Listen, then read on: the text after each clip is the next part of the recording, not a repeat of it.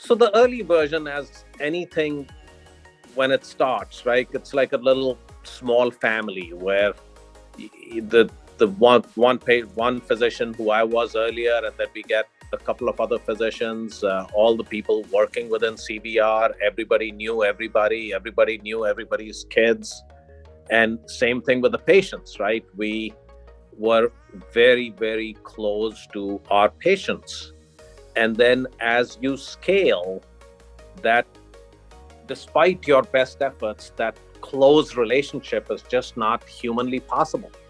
So scaling has its own pros and cons, uh, but